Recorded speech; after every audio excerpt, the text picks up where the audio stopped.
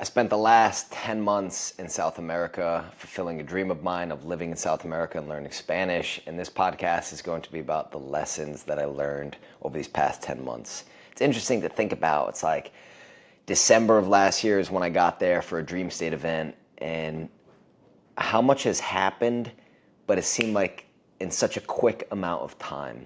So to kind of break down the year, December, I had met a few people that were in the DreamState community in Santa Marta, Colombia. So December 10th, I believe it was, we flew to Santa Marta. And I pretty much stayed in South America since. So I did 2 weeks in Cartagena, Santa Marta, and then I went over to Medellin to finish out the new year. And then I actually did an ayahuasca retreat, which we've talked about on here before. And I actually had Sabina from that retreat on this podcast. To finish out my time in Medellin.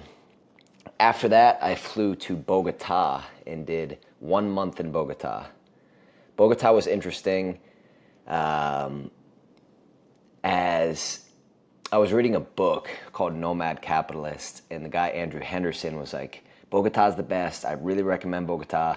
Go to Bogota. It's my favorite city in Colombia. I knew I wanted to stay in Colombia, so I was like, let's go to Bogota. Let's check it out.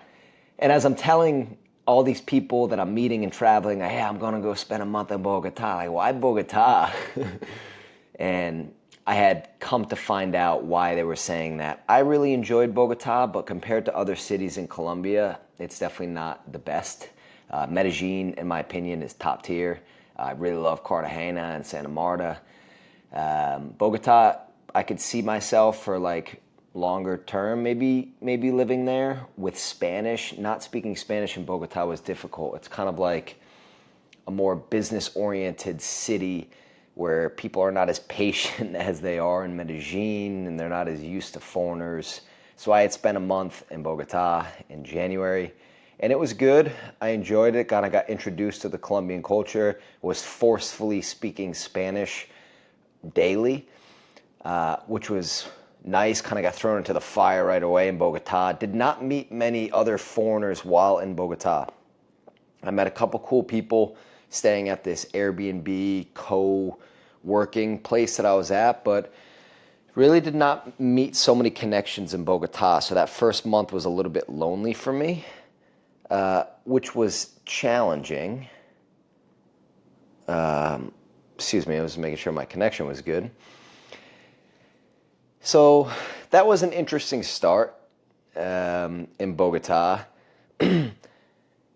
Got used to living in South America, got used to being in routine, where what I mean by that is starting to go to start not only going to restaurants, but getting food at the house and finding a routine at a gym and your work and having some harmony and synchronization with all of that. So that was nice in Bogota. But by the end of January, I was ready to get the heck out of Bogota. And it was time to go back to Medellin. Within Bogota, I met a good friend of mine, Olesa, who we ended up going to Ecuador together for about 5 days. And then unfortunately, my godmother passed away, so I had to go back to the U.S. for a couple of days as well in January. So I'd say overall, I probably was in Bogota for about 3 weeks.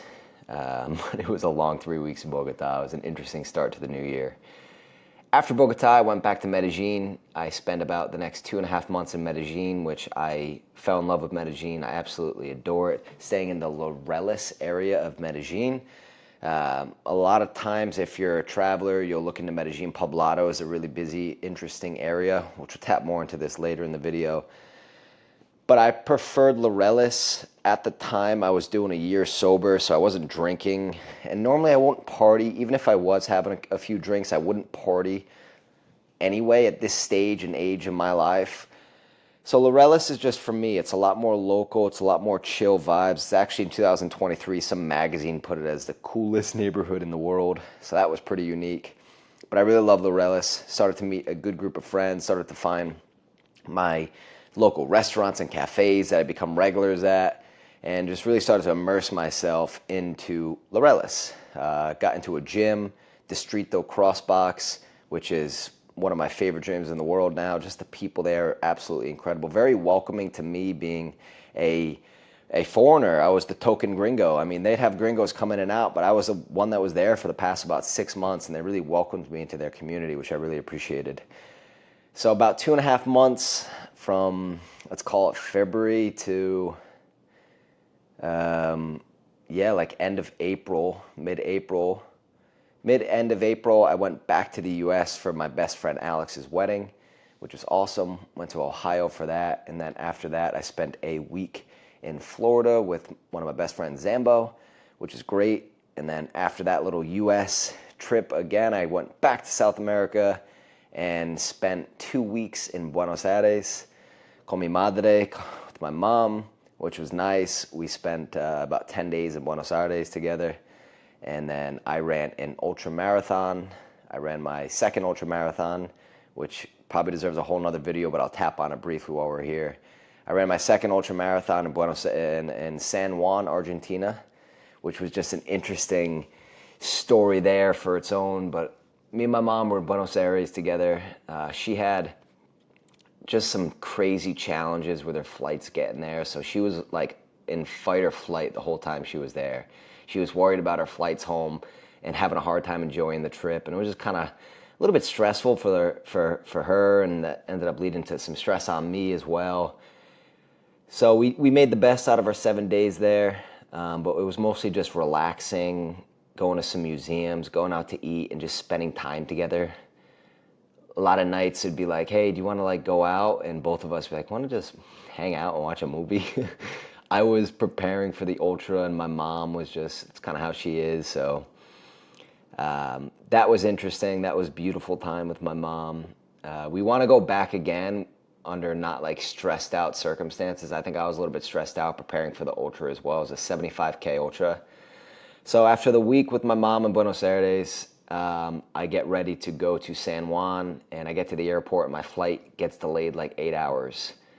So I'm sitting in the airport all day just praying like I can make it to the start line for the race, because I put so much into this and I'm here, spent so much money to be there for it and buy all this shit, Airbnbs, flights, X, Y, and Z to be there for the race. So the flight gets delayed 8 hours. I get to San Juan at like 11:30 at night. I have to be at the start line for the race at 2 a.m. So I sleep absolutely nothing, and I get ready to run 75 kilometers. It was an interesting day. Started out good, had good energy, but just completely bonked at like the 6-7 hour mark. And I should have done my research, but this was like an expert trail race. I get to the start line, there's like 50 of us. I'm like, what the fuck is going on? There's like 50 people. Usually at races, there's like hundreds of people, but there's like 50 of us. So I end up getting cut off at that race at the, I made it to 50 kilometers, but they said, hey man, like we have to cut you off, you're going too slow. And I have talked about this a lot and thought about this a lot. I really don't think there was much more I could do besides training more. If I was more prepared, I would have done better, but I just did not train well enough for that. I'm not sure if I'd want to train for something like that. I like to do these things and not commit my whole life to them, which this was a very like expert level 75K where you have to go at a certain pace. And the way these trails were just fucking nuts. I felt like I would have fallen off a cliff if I went any quicker. And my knees were just giving out. So excuses, I know.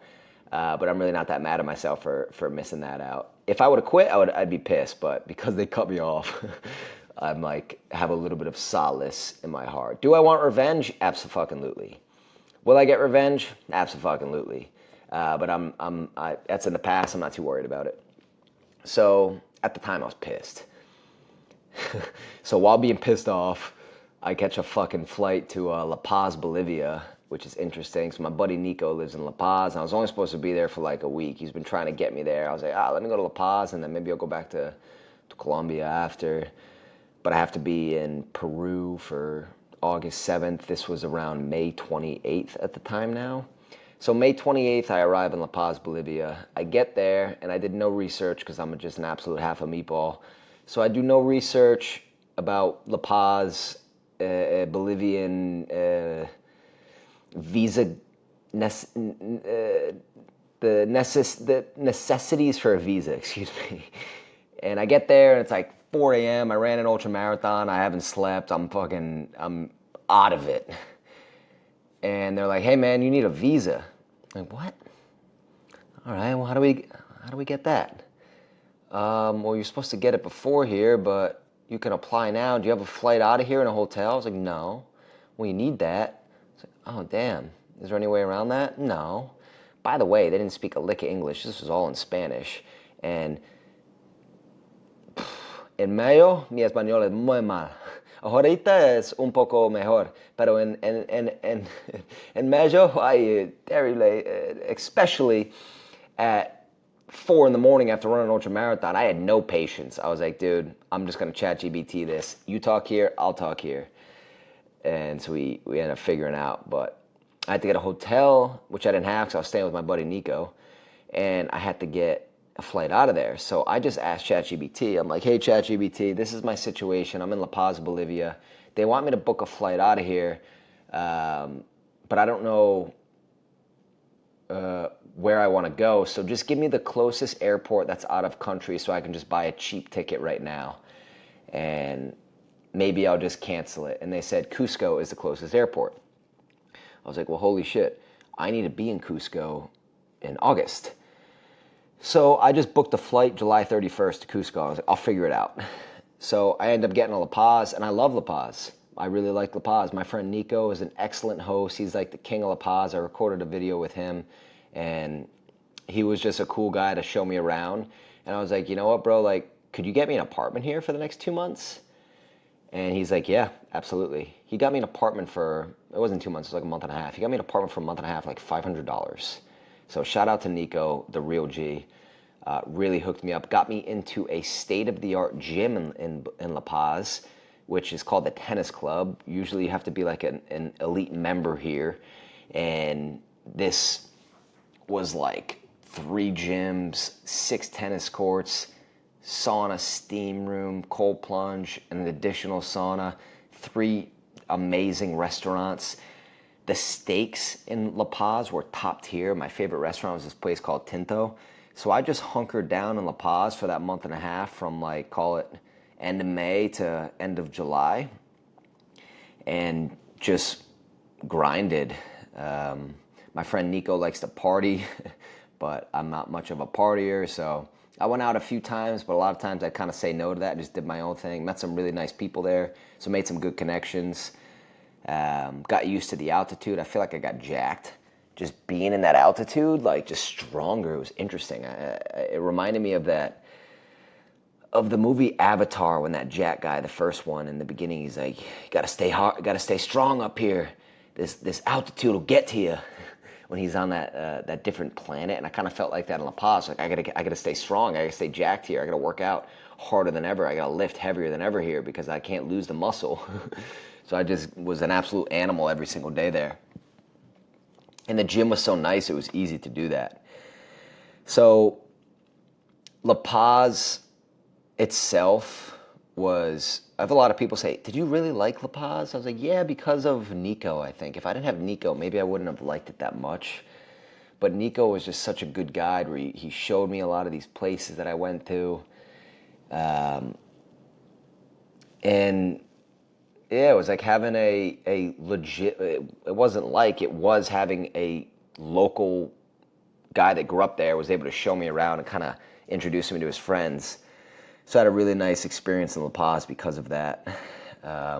We ended up hiking Pequeño Apamayo. It's a crazy mountaineering mountain, and I had no idea what I was signing up for. I was like, yeah, dude, I'll do anything. I'll do anything once. I always say yes to anything once. And this was crazy. This was terrifying. Just for literally 14 hours straight, my heart was in zone 5. Not because of the physical endurance factor, because I was terrified. I was in fight or flight for 14 hours, how scary this was. I was praying to God. I was like, please, God, just get me through this. I'm so grateful for my life.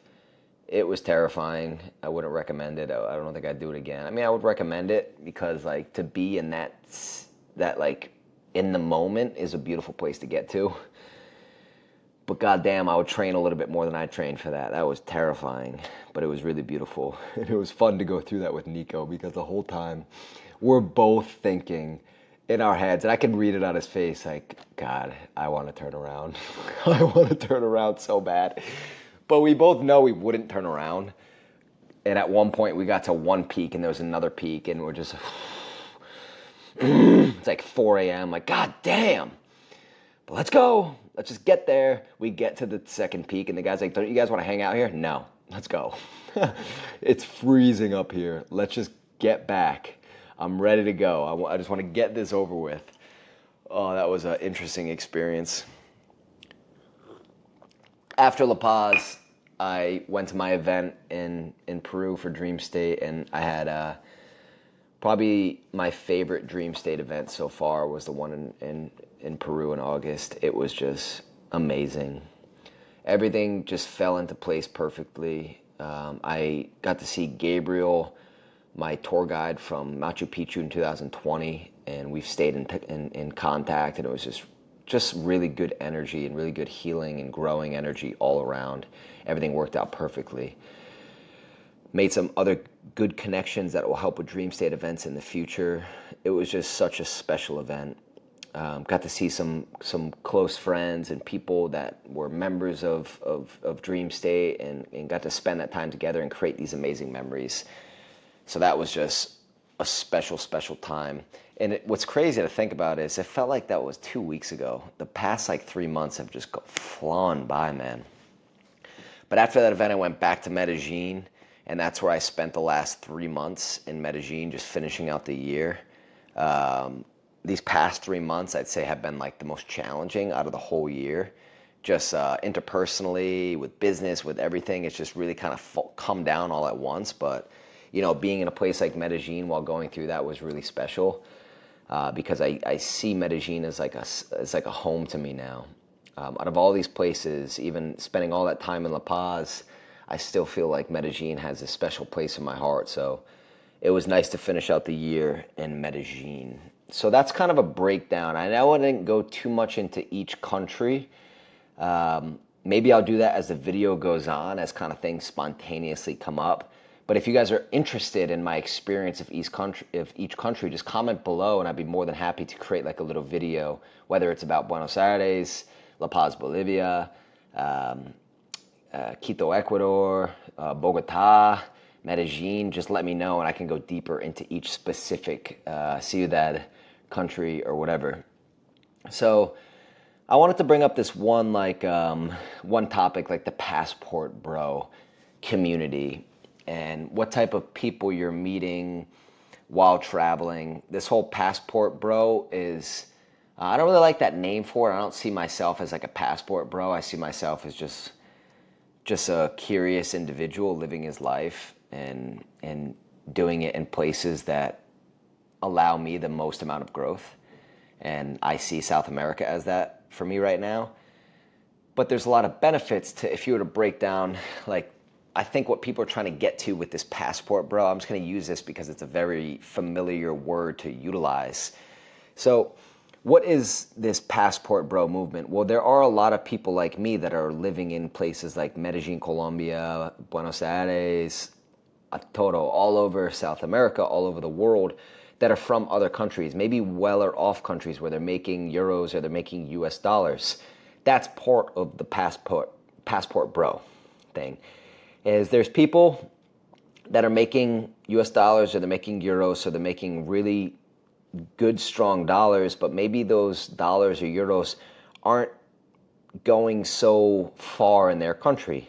And they found, call it a loophole, or call it just being intelligent, or maybe bravery, being brave. They found that if they can go to Medellin while making their money virtually, ideally, and spending their dollars or euros there, they have a better quality of life. Meaning they can get a nicer apartment for the same amount of money they'd pay in Europe. I particularly have a maid that cooks and cleans for me, which I wouldn't get that in the States because it's too ridiculously expensive. It wouldn't make sense for my budget right now. But I can get that for like $120 a month in Colombia, someone to come weekly. to clean and cook for me. That makes my life easy, and I like that. What else is part of this passport bro community besides the dollar stretching, which is a really big part of it? There's also the like-minded entrepreneurs that you're going to meet while you're there. The amount of people and connections I now have from all over the world is really amazing. And the amount of people that I've met that are from the US, but that think like me and that are like me, it's kind of just a cheat code to meet people that are like me, is to be there.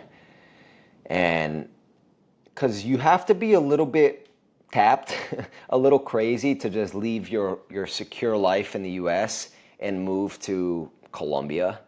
Like when you say that to most people, like, really? Why do you live in Colombia? Aren't you scared about what's happening in the news and all this right now? So it does take a certain type of individual to go there, and those are the type of people I like. That's who I am. I've always been a risk taker. I've always done things a little bit differently, so I like when I meet people like this. And that's what happens. You're going to meet interesting people from all over the world that happen to think like you. Now, if you haven't always been like this and you like security and you like routine, like, then maybe these people won't be for you. Maybe you'll be a little bit uncomfortable there and you might have a hard time finding your niche, your group of people, because your group of people would never do this. So you have to ask yourself the question, am I the type of person that actually wants to do something like this? Does this sound exciting to me? Because there's a lot of challenges that come with it as well, which I'll get into in a little bit, but it's not all sunshine and rainbows and, oh, I'm paying cheap for rent and I get a maid and I have all I get a beautiful meal for $12. Like, yes, that's good. That's a benefit to it, but there's challenges for that. Like the challenges of sometimes you're not feeling welcome. Like the passport bro thing is, you have to make sure you're not a douchebag.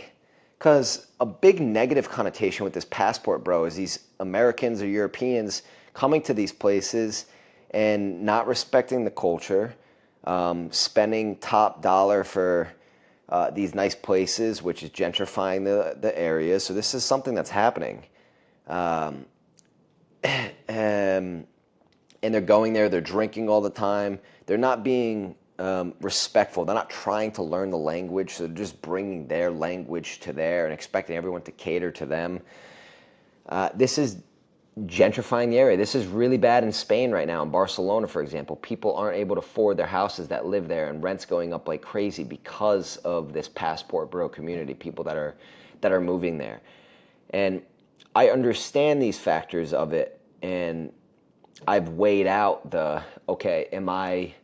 do I want to participate in that? And you have to weigh out the yeses and the nos and see if it still aligns with you. For me, it still aligns, but I have like things that I abide by. One of them is I always will respect the locals, of course, and I will respect the culture, and I am not there to try and bring in my culture and my way of living. And this was a challenge for me, and I'll get to that in a little bit in the beginning, because there's a part of you that's like, yeah, but I think my way's better than yours.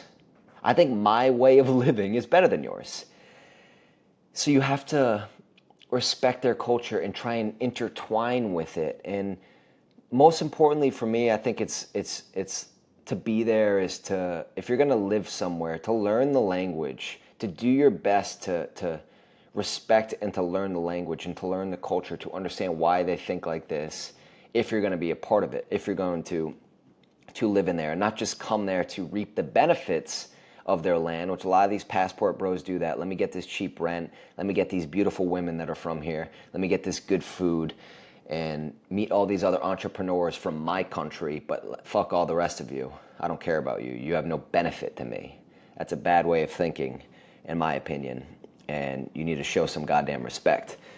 I believe that is a good way to intertwine with a culture versus just laying your culture down. So what I was talking about, like the challenge of not bringing your culture and your beliefs into the system. So I had an experience in Latin America in the beginning, which was very challenging for me. But Latinos are just a little bit more laid back, and they're just different in terms of this in many ways, but in one way is tardiness.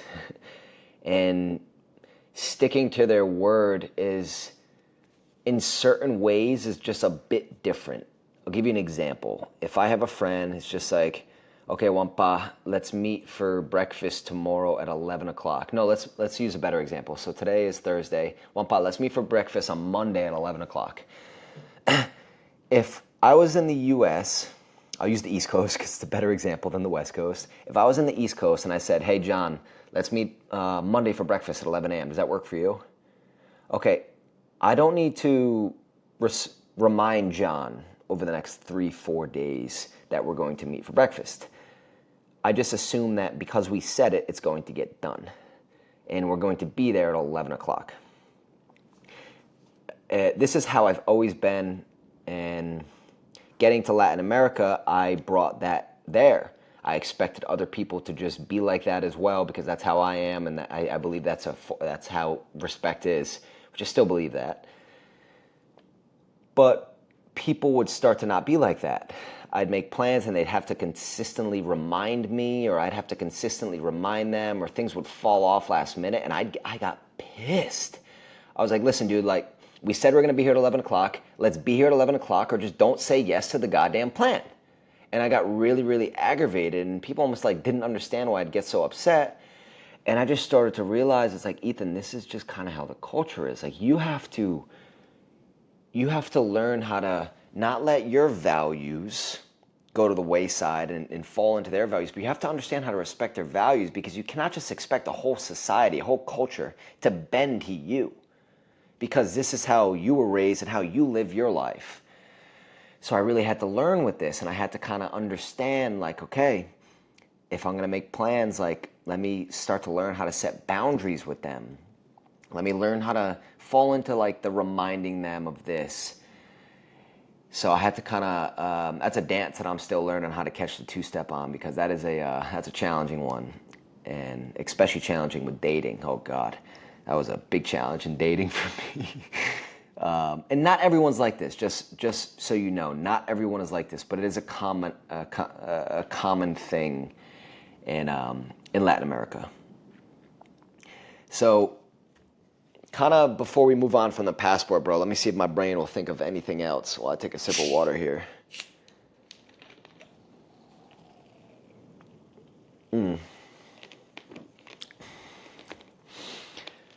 Maybe something will come up, but let's go into the dangers of things that maybe I felt while living there. Now, just like any part of the world, there's dangerous places to be in. There's dangers that you have to be aware of. In South America, there's been many times where I've heard of, like, girls getting at gunpoint just to get a cell phone. Like, they'll do a lot for a little over there. Gunpoint or knife point just for a cell phone. Guys getting drugged at bars with scopolamine. Scopolamine will put you out for a few days, and then they'll get their crypto accounts and bank accounts just emptied by the prostitutes or the girls that are doing this, because they're tricking them into getting them to take them home, and then that's how they take all their shit.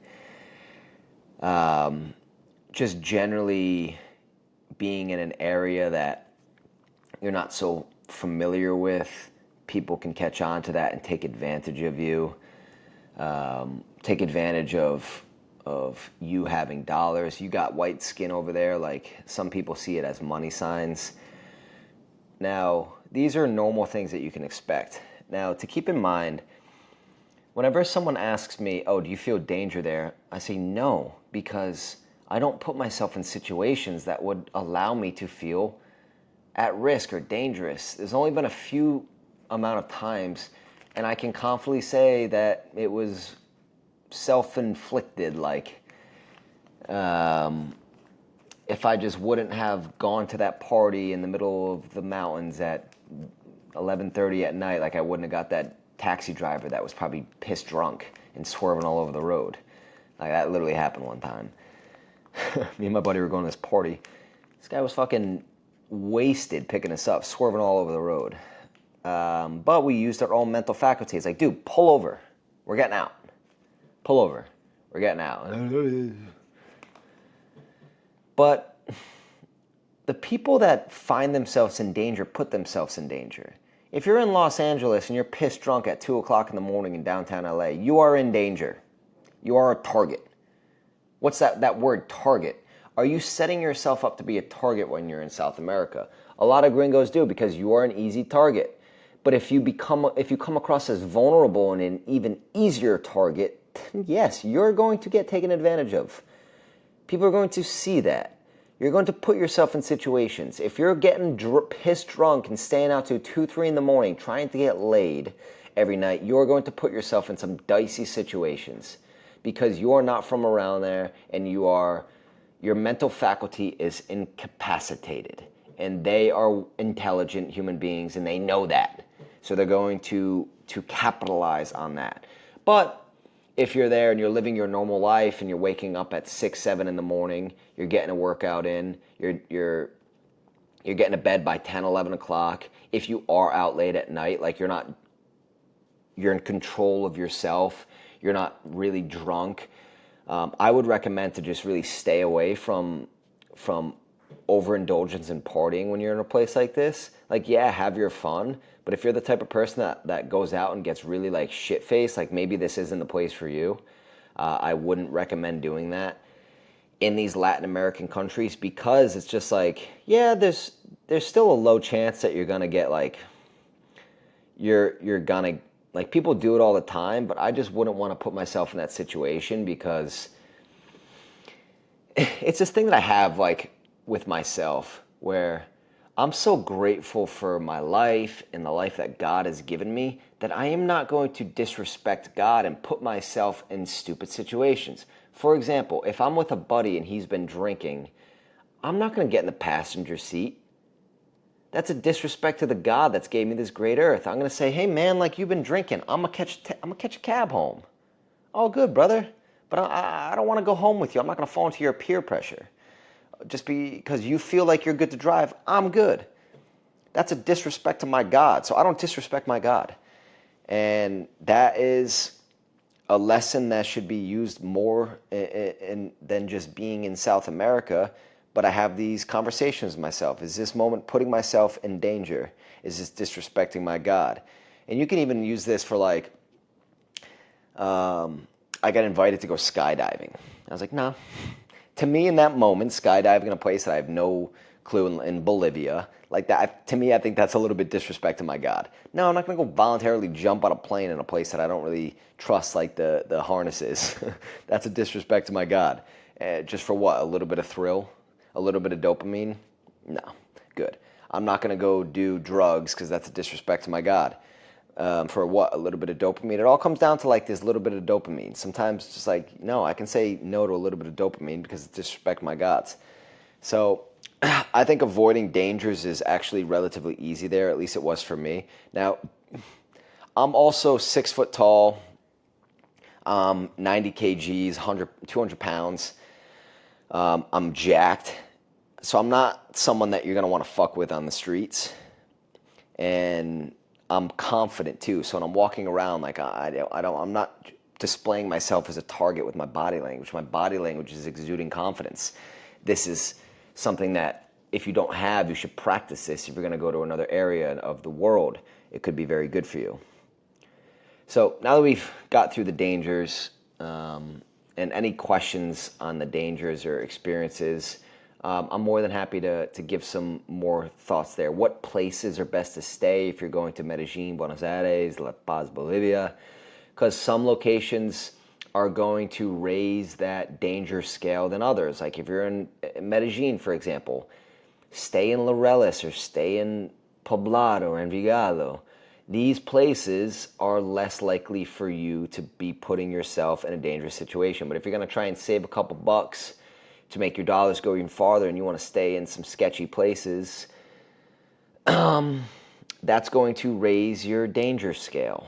So you just gotta be smart.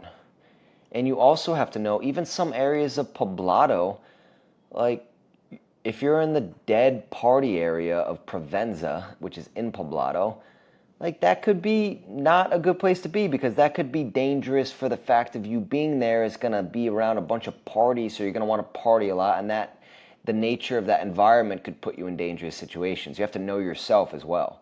So maybe if you're the type of person that when you're in these party environments, like it's easy for you to get sold on the party. I know that's me. And I think that's everybody. And if not, you're lying. But it's like the environment is a big part of what we say yes to and what we say to no. When I'm in Laureles, to me it's like I talked about this with my buddy Dallas recently. I was like, dude, Laureles is kind of just like the holistic part. Like I feel like my life is a lot more holistic when living in Laureles. And when I want to have a little bit of fun, I can go to Poblado. I can go to these areas, but just for a night, But because I'm living in the holistic part, the way I'm approaching that night is completely different. So just food for thought there. Now let's get into learning a new language. Hablando en español has been, man, it's been beautiful. It's probably been one of my favorite parts about living in South America. I've always wanted to learn a new language. And as human beings, when we have something to work on and to grow on and to get better on, like it just makes us feel whole as a human being. This year has been very challenging for me with other areas of my life, personal areas and business, and having the language to work on has really helped me with always staying on top of purpose. And it's just like, okay, like you're working on purpose here with the language. Let's make sure you're staying on top of purpose here in all these other areas as well. What learning a new language does for emotional intelligence, your confidence. In the beginning, you're going to start to like hear words, and your brain is going to hear people talk, and you're going to hear, for example, mira, and you go, okay, that means to look. So what do I think that this person's saying? And as time goes on, you're going to start to hear more words, and your brain's going to start connecting the dots. And I believe that this is so good for our brains at this stage in our life, because our brains are a lot more plastic when we're younger, so it's a lot more easy to retain information. But at this age of 30 years old, for me to be challenging my brain, and January, February, March, my brain was hurting at night because of how much I was learning. And I kind of had the feeling of like, dude, you're never going to learn this. This is so much. But I would just trick myself into saying, it's like, hey, you're putting in the work. Your brain's going to start learning more as you sleep, which is true. Sleep is like the biggest part of learning a new language. So your brain can start downloading and creating the new neural networks. So before I'd go to bed, I'd be like, thank you for the lessons today, and thank you for the new language that I'm learning, and please help me as I sleep to create these new neural networks so I can understand more and I can communicate more effectively. And as time went on, I started to be able to learn more. Now, I am by no means am I fluent right now, but I can hold a conversation and I can get by, and I've made some serious improvements. I still, depending on who I talk to, there'll be certain times where I'm just like, oh God, I got so much work to do. But then sometimes, like I was in a grocery store yesterday here in Rhode Island, and my friend Matt was looking for dried tomatoes, and he was all excited to get me to test if I was actually bullshitting him that I could speak a little bit of Spanish. So the woman, she was from Venezuela, she didn't speak any English, so Matt's like, Ethan, come here. So I was able to like speak basic Spanish with her, which felt like so much to my friend Matt that heard the conversation. And it was a good like realization of how far I've come. Just something simple of asking this woman where she was from, asking her why she was here in Estados Unidos in the United States, what her family's doing back home, the political situation, if she's okay and if her family's okay. And it took me a while to remember how to say dried tomatoes, but we were laughing about it, and I was like, "No, mi amigo quieres tomate," and then I ended up remembering tomate dehydrado, and she's like, okay, better. So that was interesting. You have to be okay with extreme uncomfortability when learning a new language. There's been many times where I've gone out to social events, or I started to date women, and I just had to say, like, Ethan, it's okay. Like, you don't need to say anything. You're here to learn, and by nature, like, people are gonna kind of tease you a little bit, and you're not gonna know what they're saying, but they're gonna be looking at you and pointing at you. But you just really have to drop your ego and just like, hey, you know what? Like, I am just a human being that freaking knows nothing. I know nothing, and that's okay. And it's very uncomfortable, but as time goes on, it gets to be really beautiful. It gets to be really, excuse me, I was fixing the damn connection. Hopefully this works with this beautiful background. I mean, by the way, can we take a minute to appreciate this? I'm at my uncle's house right now in Narragansett, taking care of the dogs. Golly, this is beautiful. But the connection keeps saying it's unstable, so I just want to make sure I'm not just talking to myself over here, which that's kind of what I'm doing. But that uncomfortability is beautiful, but it's challenging. And when you're around the right people that can understand, like, hey, this dude's learning. I started to date girls, and some girls would be a lot more relaxed and open to it, and some girls you could tell that they're just like, oh, they'd get pissed like that. I didn't understand what they were saying, and they had to go on Google Translate to share with me the most minuscule thing. But at this moment, it's just like, hey, listen, I mean, it's kind of like how we should be as human beings, but this is who I am right now. And if you don't want to accept that, and if that's hard for you, then I'm sorry, but it's either we can continue hanging out or having this friendship or relationship, or you can leave, because there's no way that I can just put a neural link in my head right now and learn this language. Like, this is part of my learning process. And I would always tell these people, especially the women that I was dating, is just like, I'm not sure if we'll know each other in a month or 2 months, but I just want to say, like, thank you. And how cool is it that this beginning part of our relationship, whether we are friends in the future or romantic partners, like, this beginning part of our relationship, like, we could barely talk. We're sitting here communicating through energy and eyes and the language of the soul. And yes, one day I'll be able to speak to you more fluently, and I'll be able to tell you really more how I feel, but let's just sit here and appreciate how beautiful this moment is, because if we just rush to the end of me speaking Spanish, we're going to miss out on the beauty of learning this thing together. So I say that to everybody, not just romantic partners, but everybody that I become friends with that maybe doesn't speak that good of English, so we're only communicating in Spanish. And I have one friend, for example, her name's Manuela, and she was like my first, like, I wouldn't say girlfriend, no mi novio, mi novia, but the first girl that I was like a little romantic with. And then it didn't work out romantically, but we had such a cool connection, and we both really liked running and fitness, so we stayed in contact. And she moved back to Bogota, but Manuela has this really like amazing part in my heart, because she helped me in the beginning really take my Spanish to a new level, because we started to like see each other for dinner and dates, and it was only in Spanish. And this was in February and March when I was really bad. No tengo nada en español. But Manuela was so patient, and she believed in me that I could learn it, and she would give me some like, hey, like, you're doing good, like, for only speaking Spanish for 2 months, like, you're doing really, really good, keep going. So she gave me a lot of confidence. So I think it's important to have people like that can notice your journey and want like you as a human being, like you as a person, and your energy and what you do and what you believe in, and they notice that, and they want to speak with you in their language, so they're on your team. I've also had some other toxic people that were like, usually it would be the people that can speak English really well, that's just like, oh, your Spanish is so bad, it's gonna take you forever to learn this. And it's just like, you could believe that too, and maybe that would get you to quit, but that's their belief, that's not yours. So it's important to not accept that things as well.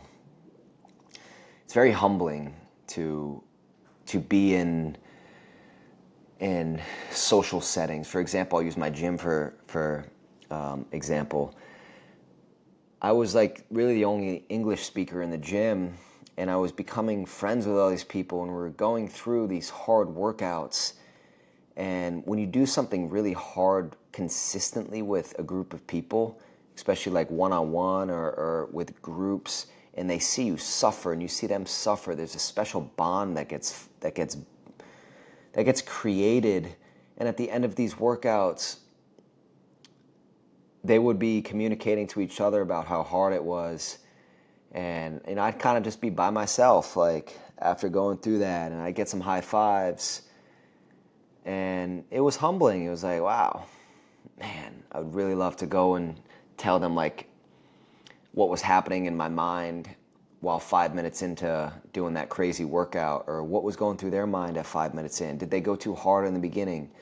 And it was humbling to, like, not be able to ask that, but to know, like, that's what I'm going for, and how beautiful that is about human connection. That, when I am able to speak that, or when I'm back in the US, or when people can speak English, and when I can speak Spanish, like, the little things like that, how beautiful is that? Just to have, like, to get a glimpse into someone else's mind. I think a lot of times when we communicate through language with someone, like, we're interested in what's going on in their mind.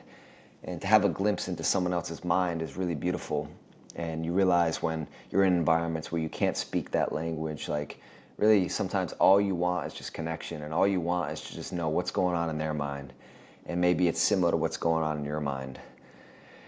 And how did they approach this? What were they thinking at that point? And that's just a beautiful place to be at. But through these uncomfortable situations has been the best for me about learning my Spanish. I would meet people that have been in Colombia for 2 years, and I would have better Spanish than them. And I would meet people that have been on all these classes, and my Spanish would be better than them. And the key to this for me, and I'm not over here talking like I'm really good at Spanish, but I've been only learning Spanish for 10 months, and I'm close. I'm close, baby. Estoy cerca. And it's because of the amount of voluntarily uncomfortable situations I've been willing to put myself in. I think that scale is, I'm just way more willing than other people to put myself in more uncomfortable situations. My friend Spencer was like, dude, I'm having trouble with dating here in Colombia, and it just seems easier for you because you speak the language. I'm like, dude, I didn't speak shit like 5 months ago, 6 months ago, and I still did the same thing I'm doing now. You have to be okay with putting yourself in these very uncomfortable situations, because that's the only key to learn. That is the only key to learn. It's not even an excuse to say, oh, I'm uncomfortable because of this. Like, no, like, how committed are you? If you're committed to learning the language, you will do what you need to do to learn the language. So that means putting yourself in extremely uncomfortable situations. I have funny videos of me just, like, trying to speak, and at the end of it, I'm just like, no entiendo. The amount of times I'm with people and they're like, Ethan, entiende? Entiende? 50%. 50%. And they, like, get mad at me. Like, yeah, why don't you just tell me you don't understand it? Habla conmigo, no entiendo. Ay, lo siento. Yo quiero hablar conmigo, pero contigo, pero no puedo. And you have to be able to laugh at yourself. This is like a beautiful thing with diving into uncomfortability, is you have to be okay with laughing at yourself, and you can't get too mad at it. I see people get so frustrated, and I definitely get there too, but at that point I just laugh a little bit. It's like, oh God, this is gonna be funny going back to this one day when I'm 7 years old on my rocking chair, just thinking about those times learning that language in that country and how stupid I sound. I mess up words all the time. And even I just did it a second ago. Like, if a Spanish speaker, if anyone speaks Spanish and you heard me say, hablando conmigo, I said speaking with me, and I was trying to say speaking with you, speaking with the person, which is contigo. And I do that all the time, but it's just like, if you just go forward with confidence, it's like if you could think back to the last time you were speaking with someone that their first language is not English, and they messed something up, but they just kept going. And they didn't, like, stutter step, look back, rewind. They just kept going. It's just like, oh, I understood what he was getting at. That's kind of cool that he's going to keep going. And that's how you learn, because in your mind, like, oh, I fucked up on that one, but let me not fuck up the next time. That's the best way that I've learned. And all these like this AI coming out, and people's like, oh, you can get these glasses that will record languages. That takes out the fun of it. You know, the fun about learning a new language is the experiences. The experiences of learning the new language. I remember the first time I learned the verb tenemos. I was in Bogota. I was at a cafe, and I'm just sitting by myself, and I was at a table kind of like the size of the one I'm at right now. You guys can't see it, but a table for 4 people. I'm sitting there by myself working, and a person comes up to me. He's like, hey, perdón, tenemos 4. And I don't know exactly what he said after that, but he said, tenemos 4. It's está bien, nosotros acá. Something similar to that. What he was getting at was, we are 4. Is it okay if we sit at this table and you go to that one? Now, because of this whole what's happening through emotional intelligence and your brain working, I understood what he said without really understanding what he said. So tenemos, which I know this word now because of him, which is kind of like we have. Tenemos is we have. Tener is from the verb tener, which is to have. Tenemos, we have 4. So he said, we have 4. And I was like, oh my God, okay. He's saying that he is 4 with his group is 4, and I'm just 1, so can we switch tables? And I said, sí, claro que sí. And that was like a cool moment for me, because I understood right away, because my brain kind of went to work on like, what is he trying to say to me?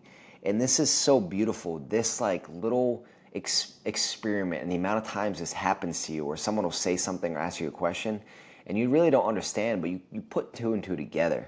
And you're like, okay, I'm sitting at this table by myself. His people are just standing there. All 4 of them are looking at me.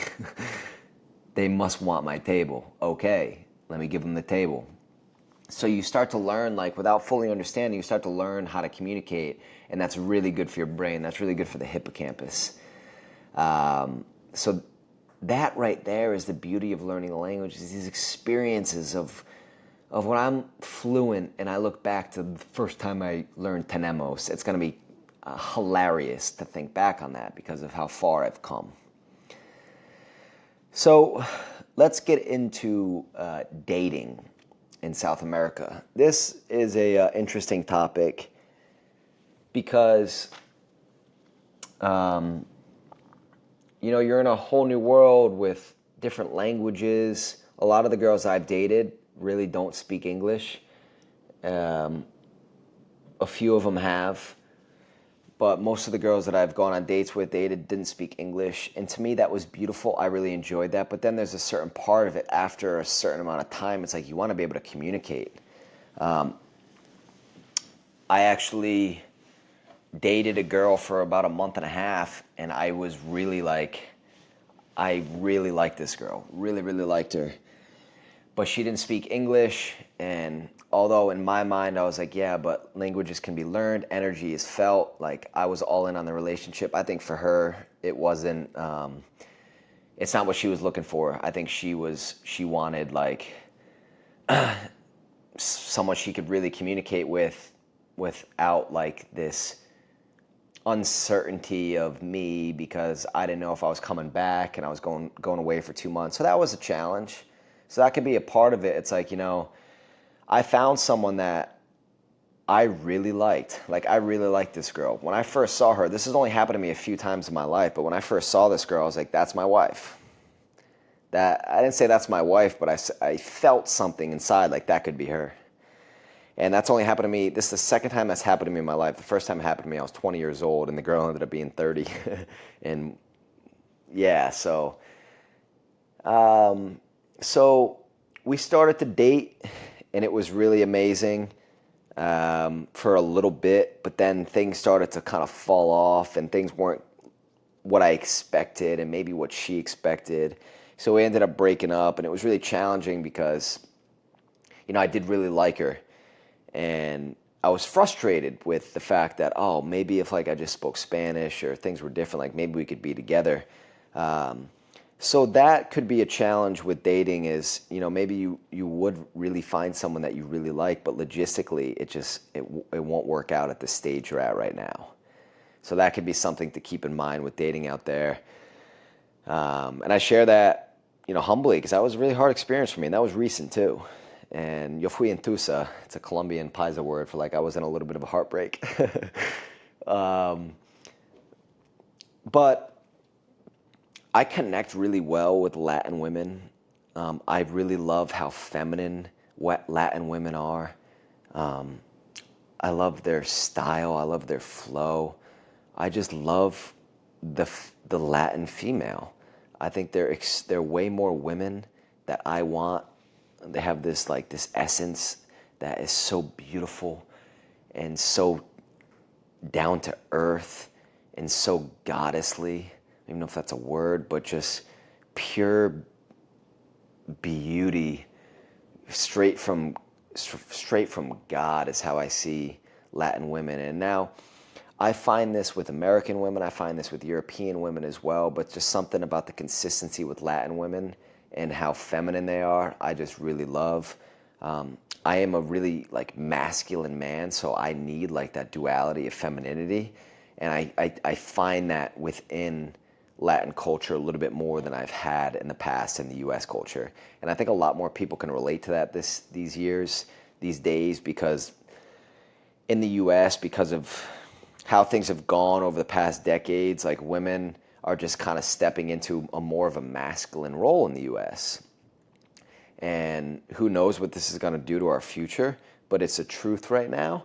And I have a lot of really close friends of mine that are just badass women in the States, just straight badass women in the States, but they're a little bit more masculine. I have, like, for me, I don't give a shit really what anybody does as long as they're happy and they're good members of society. And my friends that are here in the US that are a little bit more masculine, they're great members of society, they're awesome women. But for me, what I want out of my partner is not really that. It's just a little bit more traditional. I want more femininity, and I'm finding that in Latin America. So that's one thing I do really love about the dating, is the women are more my type. So I guess what we could get out of that is, what is your type with women?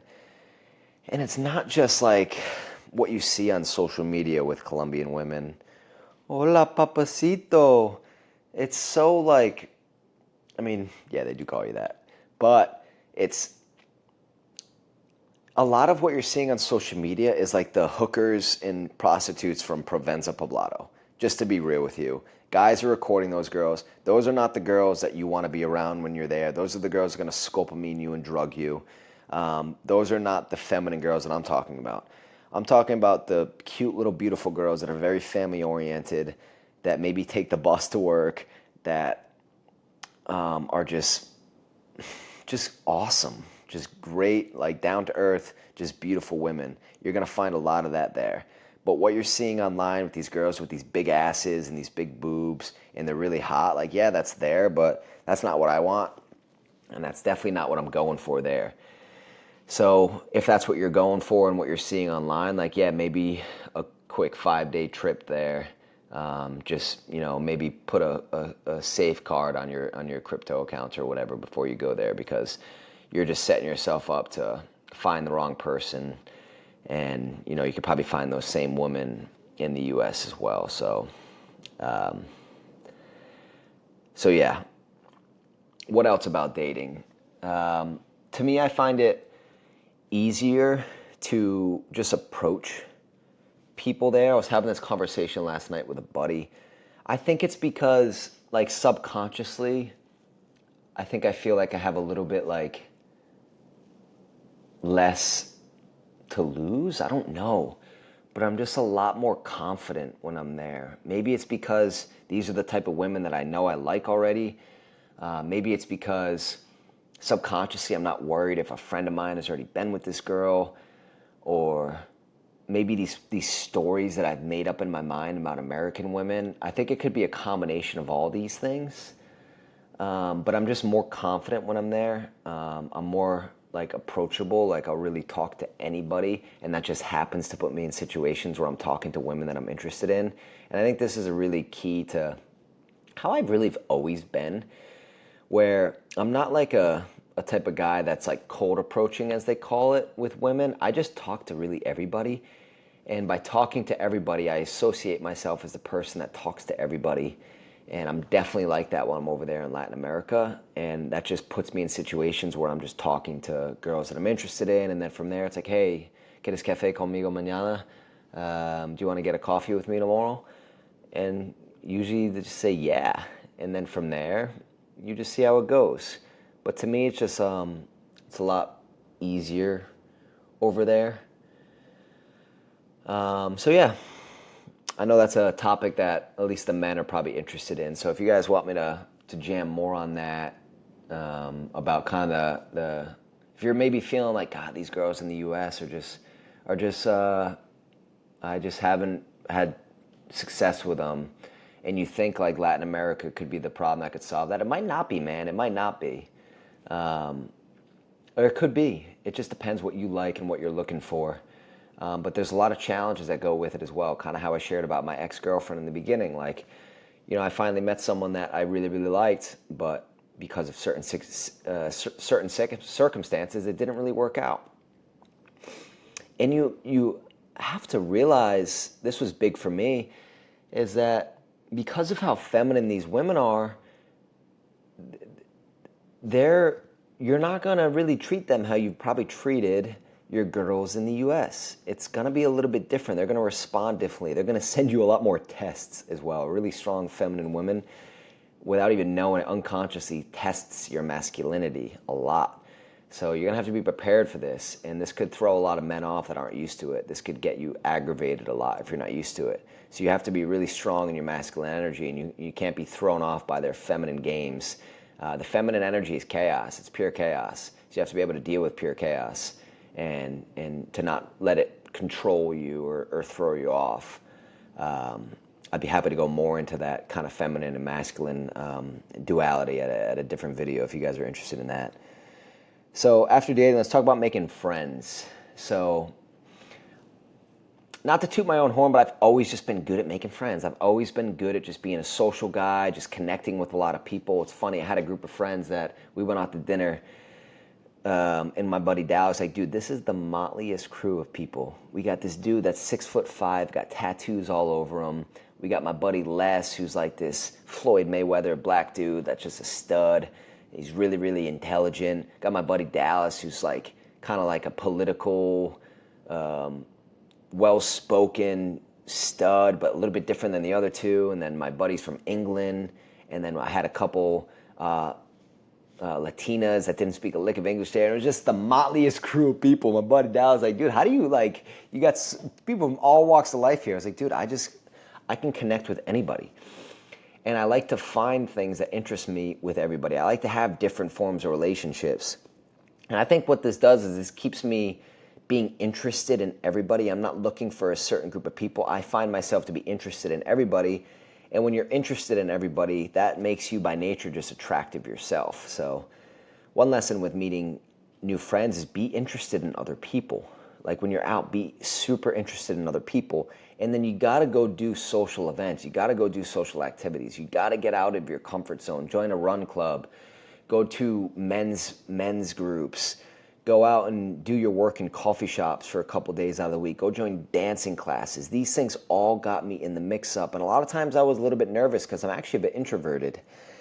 But when I got myself in those environments, I knew what to do and I knew how to connect with people. And that was really good. So I think the key to making friends when you're out there is do those uncomfortable social events. Say yes to a lot. Like, you got to say yes to life. When life asks you, do you want to do this? Say yes to life, my man. Say yes to life, my friend. Because sometimes when you say yes to something that maybe scares you or maybe you don't really want to do, you could just have one of the best nights of your life that could have just started a great relationship. I'm blessed to have met some really amazing people out there. And this kind of leads me into the point of, no matter where you are, maybe you're not even in South America yet, be freaking good to everybody, man. Be good to everybody, because you really never know what this one person that you met in Boston that liked you, how that relationship is going to lead. When I first got to Medellin, I got on the phone with my buddy Johnny. Johnny, what's up, brother? Dude, I haven't talked to you in forever. What's up, you freaking goof? It's one of my close friends from LA, one of my first friends in LA who we went through some tough times. He actually slept on I called him Trash Bag Johnny for a little bit because he was living out of a trash bag. And Johnny's gone on to be extremely successful, has a great coaching business, is serving people all over the US, helps people with drug and alcohol addiction, just has turned into, he was at the time, but his now in the physical outside, he's such a stud. I'm so proud of Johnny. Just had a beautiful little baby girl. So Johnny, if you're watching, what's up, stud? But I hopped on a phone call with Johnny. He's like, oh, I was just at an event for, it was like an event for Andrew Tate and for someone else. And I met these guys, Les and Chris. They were studs, man. And they're also in the coaching business. Let me connect you with them. So like, yeah, that's cool. Send me Les's number. So I connect with Les and we agree to go meet for a cigar. And so I meet Les for a cigar, and his buddy Chris shows up, and they had a videographer with them, and they're recording there. And I'm like, oh, that's pretty dope. What are you guys doing this for? He's like, oh, for our company. And we start to talking, and we instantly hit it off. They like me, I like them. And these two became like my ride or dies in Medellin. Like the first group of friends that I met, they became my ride or dies. They just hired me in their company to be their director of strategic partnerships. And this one connection from someone that I was friends with a decade ago in Los Angeles has brought me to this relationship now in Medellin, Colombia, a decade later. So the point I'm getting at is here is like you never know what one relationship is going to do. So always be good to everybody. I see this like I'll see someone who is supposedly successful and will be out and they're just like they're not interested in anybody. They're treating people kind of like shit. I'm like, dude, you know what? Like this guy might be successful now, but if he's going to keep living like this and thinking he has everything set up, but it's not open to new relationships like that, this ain't going to last. That ain't going to last. You always got to be open to the yeses of life and the vibration of new frequency. Because if you're not adapting, you're not growing, you're not open to new experiences, you're just going to fall and you're going to die out. And, you know, winter comes and spring doesn't last forever. So have good relationships that can help you get through those winters. So, yeah, I mean, joining the social activities is just such a beautiful and amazing thing. Let me see what else I wanted to talk about.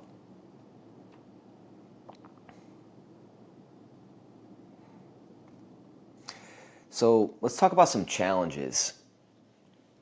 So for me, this year was the first year I decided to go all in on DreamState while I was there.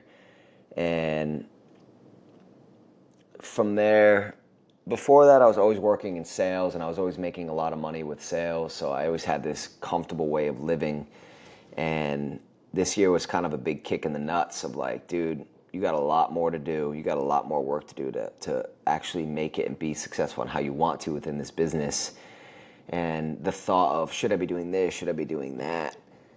And another thing that I found out that could be a disadvantage is this like cheap cost of living and cheap cost of life could actually lead to laziness. You have to be careful there. There'd be days where I knew I needed to do something, but this, hey, my rent's only $1,200. I don't really have many expenses. Food's really cheap. I don't really need to do that.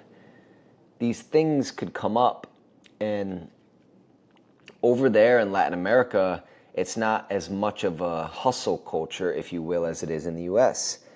So you're going to find a lot more people that agree with that way of thinking. They can be, like the Latins can be a little bit contagious in how they are. And that could be a beautiful thing. You really have to depend on how you look at it because they're a lot more enjoying of life and in the moment and not too worried about the future and growth in these areas. I'm not saying everybody, by the way. I'm not saying everybody. But they're just a lot more relaxed and in the moment. So this was a good lesson of like, okay, how can I bring in a little bit of this to my life? But also a fine duality of like, okay, but I still need to like work on my goals and my business and what I want to accomplish as well. So where can I find the duality within that? So that was a little bit of a challenge. But there's always going to be people that you can find there that can agree with your way of thinking, more entrepreneurs and other people that can think outside the box. But you have to be deliberate with your friends and who you are there. And then also on the other side of it is just like, hey, dude, maybe you don't need to work 13 hours a day. Maybe you can get outside and smell the fresh breath air and not be such a grinder and take a little bit of this beautiful Latin lessons of really enjoying the present moment in life as well. So there's a good duality.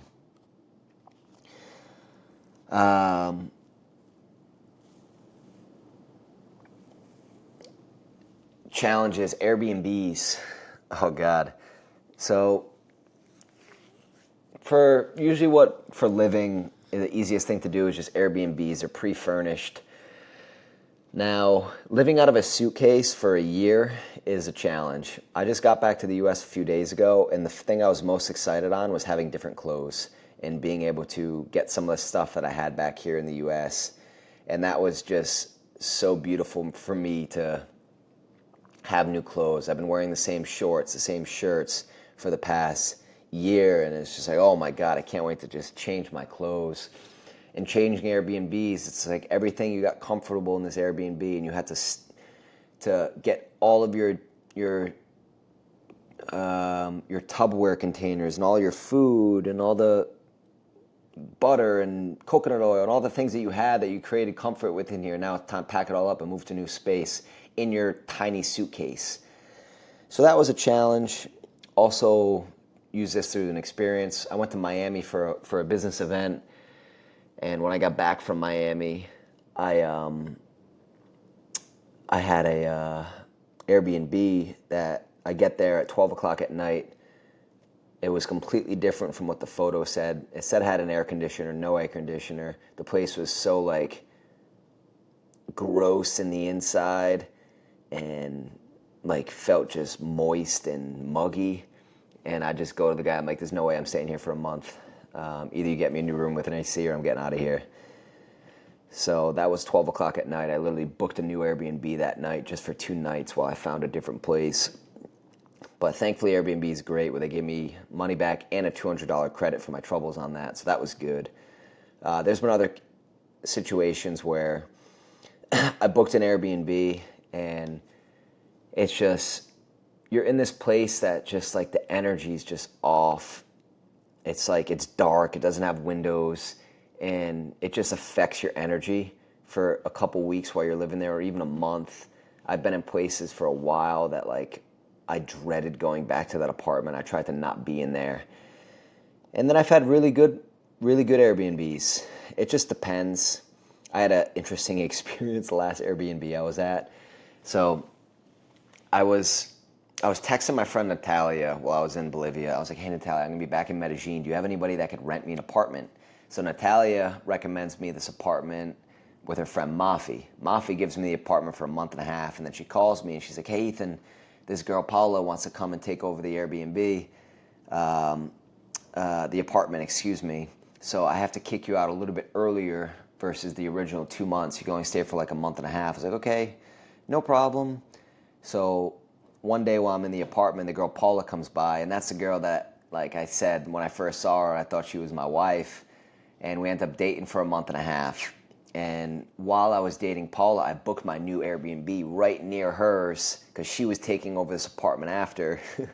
So my last Airbnb for a month and a half, I was like walking distance to my ex-girlfriend's house, and I'm thinking about her all the time. And it's just like, oh God. I set myself up on that one. That was a funny experience to look back to. It's like, God. So I remember when I left that Airbnb, I was like, thank you for the experience and the lessons, but this was painful being here, and I am excited to get out of here. I mean, yeah, imagine just being walking distance from your ex-girlfriend who wants nothing to do with you for a whole month and a half. So, yeah, that was humbling. But that's like an experience of sometimes you're gonna get stuck in an Airbnb that you're not happy with, and it's just kind of riding it out. So sometimes spending a little bit more money for a place and checking it out to make sure that it aligns with you. And if you're in a place for a while, to make sure that you can test Airbnbs to find out which one works for you and make a relationship with the person and say, it's like, hey, do you have any other locations, John? I'd love to, check out a couple of your other locations. Maybe we can cut a deal, like if I pay cash or something, versus having to go through these apps. And usually the people are like, okay, dude, yeah, claro que sí, sí, vamos, yo tengo apartamento en el Poblado también. It's like, okay, let's go. So that was an interesting experience. So I'll wrap it up here. Living in South America is beautiful, but there's some things, and one of the biggest things is being without your family. It really all depends on what do you want out of your life. What type of life do you want? When you're 75 years old and you're at the end of your life and you're talking to your grandkids, they say, hey, Papa, how was your life? Well, I really want to tell my kids that I did what I wanted to do, and I lived a life that was filled with adventure, because for me, adventure is a big value of mine right now in my life. And a couple years ago when I was thinking about doing this, that was I thought, it's like, I'm going to be away from my family. Well, I've been away from my family for a while, living in California. And my brother asked me this question recently, and it really helps me explain it like this. We're at a family party after my godmother passed away, and he goes, I know you're enjoying living in Colombia, but, don't you think it's time to come home? Like, your parents are getting old. They'll probably die in like the next 20 years or so, or 15, 20 years, and put it like this, and it was like, John, when I'm away and I'm living the life that I want to live, and I'm accomplishing the things that I want to accomplish in my life, when I come back home, I am so in the moment, and I'm so present with the people that I love because of that, because I'm living the life that I want to live. But when I come back here and I just live here for being around other people and not really for myself, I'm not really here. Yeah, I'm here physically, but mentally I'm somewhere else. So although I only spend a couple weeks out of the year with my family, sometimes a little bit more. I did a year with them last year. While I'm there, I try and really focus on being present and being there with them, because I really cherish that time. And I even realized, even when I was living here, I'd still see them. Yeah, we'd have more family parties and stuff, but just understanding where you're at and what it is that you want and what aligns with that, and are you sacrificing a life that you want for other people? I think that'd be a good way to kind of wrap this up, and really making sure that the life that you're living is the life that you want. And maybe you don't want to go live in South America. That's fine. Maybe you just want to spend a month. Try it, man. Try it. And if you've been wanting to do this, it sounds good to you, what's holding you back? Because that 75-year-old that's on the rocking chair, that version of you, is going to be upset with you, man, if you didn't go after it. Who cares if it leads to failure? Who cares if you fail? Who cares if you stumble up? And it doesn't matter. It's the experiences along the way. I want to be the best storyteller. I want to be the best storyteller in the nursing home. And that's the life I'm working towards. So I love you guys. Hope you enjoyed this episode.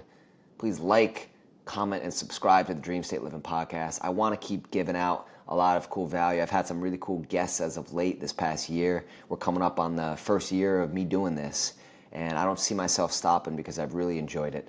So hope you guys enjoyed. We'll see you in the next one. Bye.